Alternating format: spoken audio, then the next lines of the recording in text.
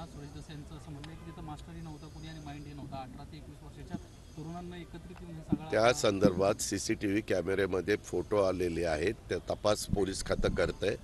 त्यांना घेतल्यानंतर जसं परवा तुम्हाला माहिती आहे लोकसभेमध्ये झाल्यानंतर त्यांना पकडल्यानंतर त्याच्या पाठीमागं त्यांचं काय कल्पना होती, किती दिवसांचा प्रयत्न चाललेला होता, या सगळ्या गोष्टी पुढे येतात. तशा प्रकारे बीडच्याही बाबतीमध्ये चौकशी चालू आहे. माझं स्वतः गृहमंत्र्यांशी पण बोलणं झालेलं आहे किंवा ह्याच्यात कुठल्याही प्रकारे काय नक्की घडलेलं आहे, कुणामुळं हा एवढा उद्रेक झालेला आहे. ठराविकच घरं डोळ्यासमोर ठेवून ठराविकच हॉटेल डोळ्यासमोर ठेवून पक्षाचे कार्यालय डोळ्यासमोर ठेवून हे करण्यात आलेलं आहे. हे नक्की कुणाचा मास्टर माइंड आहे. आता प्रत्येकाची वेगवेगळी मतं पत्रकार मित्रांनो असू शकतात. तुम्ही पण थोडंसं एक प्रश्न विचारायला माझी विनंती आहे, तो तुमचा अधिकार आहे.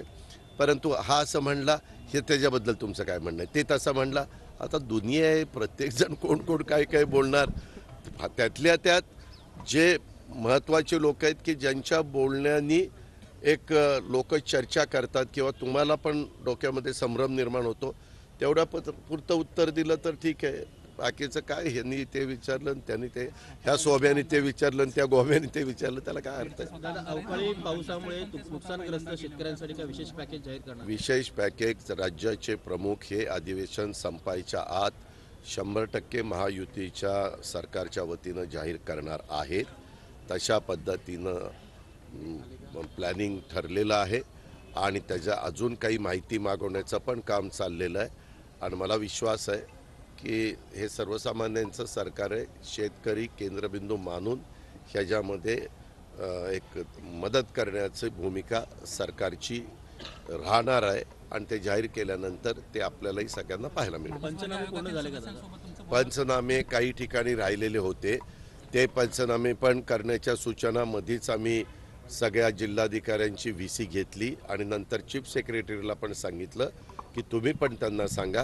काही काही भागात माझ्याकडे तक्रार आली होती, अकोल्यामध्ये पंचनामे काही ठिकाणी करायचे राहिले. मी लगेच कलेक्टरला फोन केला. कलेक्टर म्हणले हो, काही भागामध्ये आमचे राहिलेले होते पण आमचं काम आता चाललेलं आहे. त्यांना ठराविक वेळ दिलेला आहे. त्या वेळेत ते पंचनामे होऊन त्यांच्याकडे हे जिल्हाधिकाऱ्याकडनं विभागीय आयुक्ताकडनं आपल्या इथं आता मंत्रालय इकडं हे आल्यामुळं इकडे येतील. जुन्या पेन्शनच्या मागणीमध्ये सरकारी कर्मचाऱ्यांनी संप मागे घेतला आहे.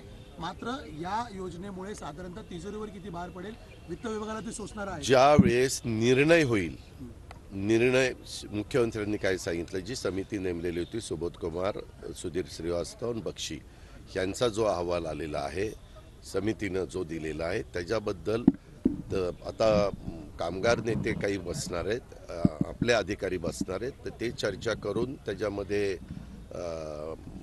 मुख्यमंत्र्यांच्या समोर ह्या सगळ्या गोष्टी आणतील आणि त्याच्यानंतर मुख्यमंत्री त्याबद्दलचा निर्णय घेतील.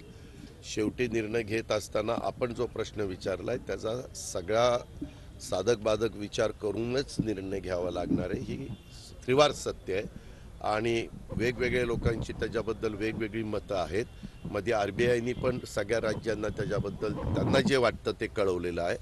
ठीक आहे, आता प्रत्येकजण आपापल्या परीनं कळवतं आणि वेगवेगळे राज्यकर्ते, वेगवेगळे शासन, त्यांनी पण निवडणुकीच्या निमित्तानं पण काही ठिकाणी स्वतःचं सरकार येण्याच्याकरता आम्ही सरकार आमचं आल्यानंतर आम्ही जुनी पेन्शन लागू करू असं काही सांगितलेलं आहे. काहींनी डिक्लेअर केलं मागे त्यांची सरकार असताना.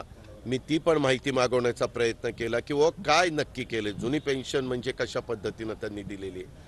परंतु तशा प्रकारचे कुठलेही आमच्याकडे, कारण काय झालं ते 2032 पासून ते लागू म्हणजे द्यायला सुरुवात होणार आहे. त्याच्यामुळं तिथं काही असं ठोस आम्हाला काही पाहायला मिळालेलं नाही.